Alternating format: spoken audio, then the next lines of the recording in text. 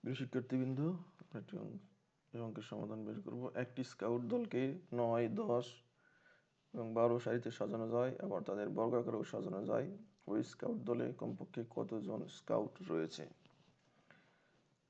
তাহলে এখানে যেটা বলা হচ্ছে, একটি দলকে 9, 10, 12 সারিতে সাজানো যায়। এটা যদি আমরা লসাগু করি তাহলে আমরা মানে 9, 10 এবং 12 দ্বারা যদি এমন একটা সূত্র সংখ্যা ভাগ করা যায়, সর্বনিম্ন সূত্র সংখ্যা, সেটা হচ্ছে তার লসাগু। তো এই লসাগু আমরা বের করবো সংক্ষিপ্ত পদ্ধতিতে। তো আমরা লিখি 9, 10, 12। এটা যদি আমরা 2 দ্বারা ভাগ করি, যেহেতু এখানে এটা জোড় সংখ্যা এবং জোড় সংখ্যা, তাহলে 9, 9 না থাকবে 5, 6। জোড় সংখ্যা একটা 3, 2 এর বড় সংখ্যা 3, 3 দ্বারা ভাগ করি, 3 3কে 9, 5, 3 2 6।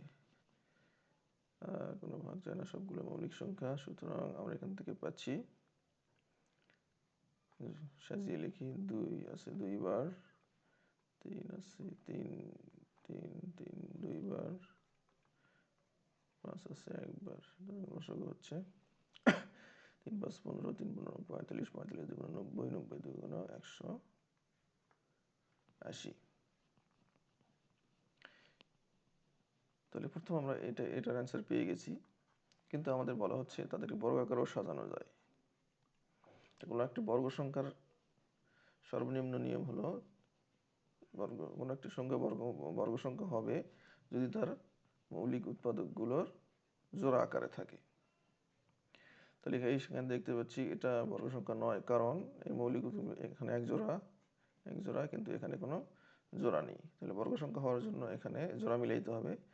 এর জন্য আমরা যদি এখানে 5 দ্বারা গুণ করি তাহলে জোড়া মিলে যাবে। তাহলে এখানে 5 দ্বারা গুণ করলে এখানে 5 দ্বারা গুণ করব, তাহলে মূল সংখ্যাটা আমরা পাবো